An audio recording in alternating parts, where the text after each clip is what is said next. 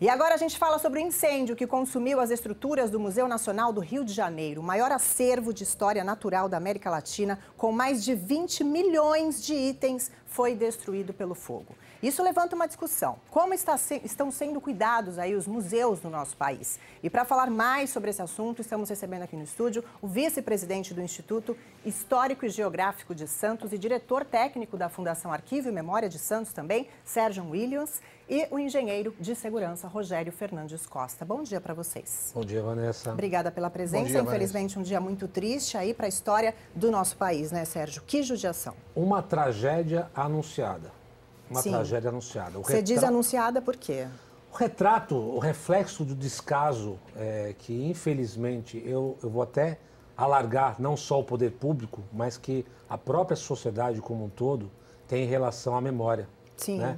A gente coloca muito as costas do poder público, que também tem grande parcela sim, de sim. responsabilidade, porque afinal de contas é o poder público que tem a gestão disso, mas a própria sociedade não se apropria da história, Sim. não participa, não cobra mais enfaticamente. É muito fácil cobrar, agora que acontece que o leite derramou, né? Sim. De cobrar, apontar. Até vi hoje nas redes sociais uma pessoa falar assim, olha, agora a palavra patrimônio histórico vai estar na boca de todo mundo. Agora mas todo mundo vai começar a cuidar, né? Mas agora já foi. É óbvio que é importante que a nação brasileira ela se preocupe com temas mais importantes, que embora a gente não possa mensurar o que é mais importante, saúde, educação, segurança pública, mas a história, a memória de uma cidade é importante. Sem né? dúvida. Sem a memória, o que nós somos para o futuro, né? Rogério, você como engenheiro de segurança, o que você acha que pode ter causado esse incêndio? Falaram-se que o hidrante ali, os que estavam próximos, né, ao museu estariam todos ruins, não funcionando. Ontem à noite nós tivemos uma reportagem na qual especificou bem o coronel, dizendo que a pressão estava inadequada desses hidrantes. A reserva de água também, por conta disso, não foi suficiente para fazer frente ao combate. Embora esse tipo de situação, esse tipo de ocorrência, ela seja bem difícil de combater. Haja visto os materiais que estavam sendo... Propaga ainda mais a propagação fogo, é muito né? rápida. Num dos testemunhos que eu pesquisei, o vigilante, ele falou que foi muito rápido o alastramento desse incêndio, né? Justamente por conta do material. Justamente por conta do material, né? Então nós tínhamos lá substâncias de conservação dos itens altamente inflamáveis. Sem dúvida. Bom, vamos dar um pulinho então no Rio de Janeiro com o repórter Fábio Barreto, que está lá na porta do museu e parece que teve manifestação agora há pouco por ali. Não é isso, Fábio? Bom dia para você. Exatamente isso, Vanessa. Uma ótima tarde para você. Estamos aqui na porta do Museu Nacional, que na realidade é a Quinta da Boa Vista, que é um grande parque que pertencia também à família real, à família imperial, à família brasileira, a história, a tradição de todo o país. Essa tradição que começou aqui através desta casa que, infelizmente, lamentavelmente, esse palácio maravilhoso que foi destruído pelas chamas de ontem para hoje. Nesse instante, o que acontece aqui, o que você está vendo aqui, é uma grande manifestação, toda ela titularizada por professores, pesquisadores, alunos, estudantes da Universidade Federal do Rio de Janeiro, que nada mais é do que a administradora do Museu Nacional que pegou fogo. E, infelizmente, essa notícia que eu trago para você, Vanessa, é que todas as peças, pelo menos os 20 milhões de itens, estão praticamente todos eles perdidos. Trata-se de múmias egípcias, itens nada mais, nada menos do que trazidos da Europa, itens indígenas, um acervo realmente que dilacera o patrimônio internacional. Essas pessoas aqui perderam as suas vidas, perderam as suas pesquisas e agora há pouco, durante esse processo de manifestação contra a precariedade do museu, porque o museu já vinha agonizando, o museu já vinha pedindo socorro, o museu tinha problemas sérios, estruturais, não havia inclusive uma brigada de incêndio competente para que pudesse aniquilar todo o processo, todo o foco de incêndio. Então, consequentemente, tudo se apagou, tudo virou pó, tudo virou cinzas durante esse incêndio, da qual os bombeiros também tiveram muita dificuldade para apagar. O fato é que, nesse instante, as equipes estão fazendo um grande trabalho de rescaldo lá dentro e também algumas pessoas ligadas ao Museu Nacional estão tentando fazer um processo de resgate, tentando trazer né, no meio dos escombros, algumas peças que possam estar intactas no meio dessa tragédia toda. Mas o fato é que a manifestação aqui no Rio prossegue, porque, na verdade, o que as pessoas estão dizendo aqui é que isso era nada mais do que uma tragédia anunciada, Vanessa. Exatamente, Fábio. Obrigada, viu, pelas suas informações. Um belo trabalho aí de vocês também nessa cobertura. Sérgio, foi exatamente o que você falou, uma tragédia anunciada, né? A gente tem, inclusive, imagens do museu antes, né, dessa tragédia. A gente tem imagens de como é um museu bonito e enorme. Imagina a vasta obras, né, a quantidade de obras maravilhosas que existiam ali dentro. É uma pena, realmente, né, Sérgio? O patrimônio da humanidade, não é um patrimônio só do Brasil. A gente tinha a guarda de relíquias da história do ser humano, né? Da egípcio, grego, romano, da pré-colombiano. Isso é uma tragédia sem tamanho. Acho que ela se soma a uma das maiores tragédias da história desse país. Sem dúvida. Sem dúvida, na área cultural, a maior tragédia que eu, pelo menos, tenho conhecimento. E nós temos um retrato no país hoje, o Museu do Ipiranga está fechado, o Arquivo Nacional também está sob risco de fechar. É tanta notícia ruim do ponto de vista desse segmento da cultura, que é a preservação da memória, que eu acho que tem que se abrir os olhos. do Museu Ipiranga, que você citou agora também. A gente tem que abrir, a sociedade precisa abrir os olhos e cobrar. Nós estamos num momento até, infelizmente, essa tragédia, mas um momento ideal de olhar a política pública dos candidatos e ver quem tem um olhar para cima disso. Agora a sociedade precisa cobrar e principalmente participar, Vanessa. Sim, aqui em Santos, por exemplo, até pegar um exemplo nosso, nós temos assim alguns tesouros da região e a gente tem feito um trabalho de tentar resgatar esse tesouro, como por exemplo nos jornais antigos, de digitalizar. E eu fiz uma campanha, a gente fez uma campanha para mobilizar a sociedade, até porque a gente não pode também colocar nas costas do poder público tudo. E estavam pedindo R$2, R$3. Eu tenho 13 mil seguidores no canal Memória Santista. E sabe quantas pessoas participaram dessa campanha de R$3?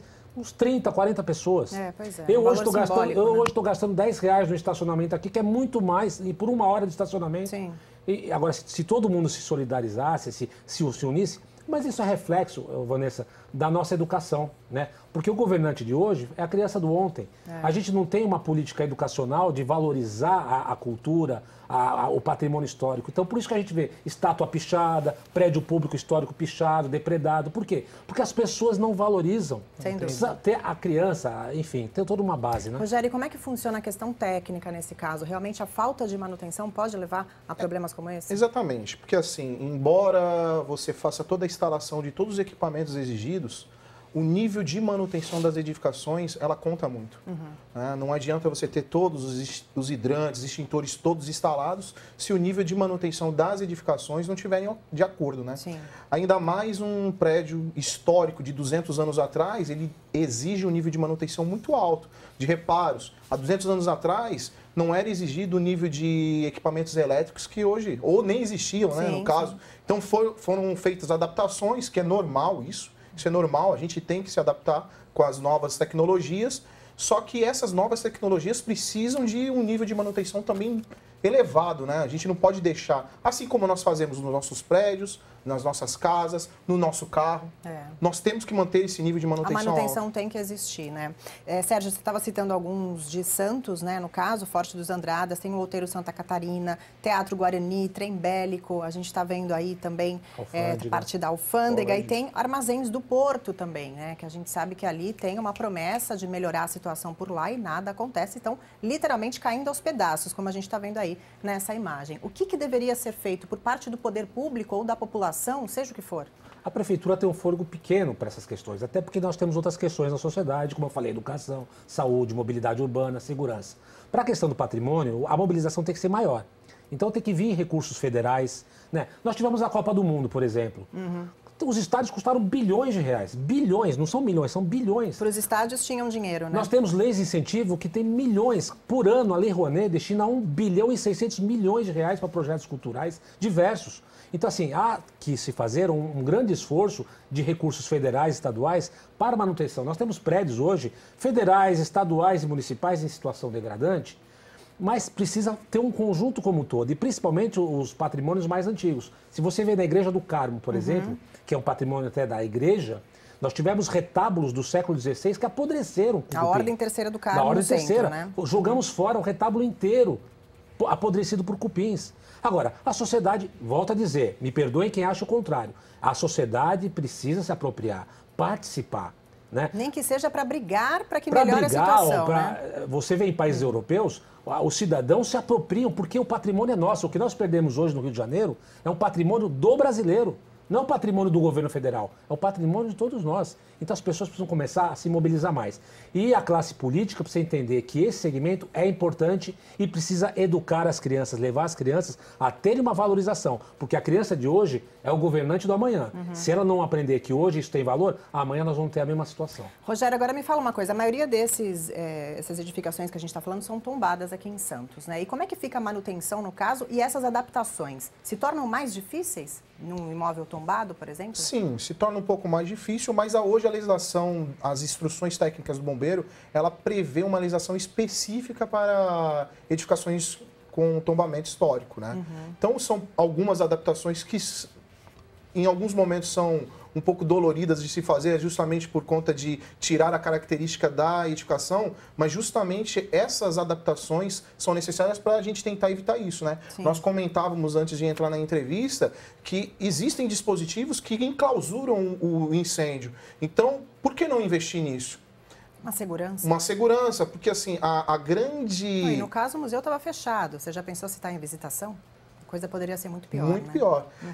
O grande diferencial na questão de um combate a incêndio eficaz é a agilidade a qual a gente consegue dar uma pronta resposta. Certo. Né? Então, se eu perder tempo, ou se eu, por exemplo, como o coronel colocou muito bem, eu não tinha água para fazer o combate, nós tínhamos os homens, nós tínhamos o equipamento. A parte dele estava feita. Estava pronta, estava ali, eles estavam disponíveis para fazer isso, mas não tinha o recurso necessário. Então, é muito complicado nesse sentido de nós colocarmos os equipamentos e termos esse recurso no momento adequado. Entendi. Esse é um grande X que não só a questão de edificações históricas, mas no contexto geral, o Brasil precisa ter um olhar mais crítico nesse sentido. Sem dúvida. E existe uma fiscalização nos hidrantes, por exemplo, nos museus e nos equipamentos aqui de Santos? Então, essa fiscalização, ela é ligada diretamente aos órgãos municipais, né? Então, o município, a Prefeitura de Santos, ela deve executar de alguma forma a fiscalização. Ou, atualmente, como é feito? Na renovação da liberação de funcionamento, né? Alvará. Nos alvarás de funcionamento. Então, só é concedido o alvará de funcionamento após a execução de todas as adaptações e certificação pelo Corpo de Bombeiros, né? Lembrando que o Corpo de Bombeiros ele não é um órgão fiscalizador, e sim um órgão certificador. Certo. Nós chamamos o bombeiro para que ele possa verificar se aquilo que foi implantado na edificação está adequado ou não. Entendi. Bom, muito obrigada pela entrevista de vocês, pela presença aqui. Rogério e Sérgio, muito obrigada, viu? Obrigado. Uma boa tarde para vocês. Boa tarde.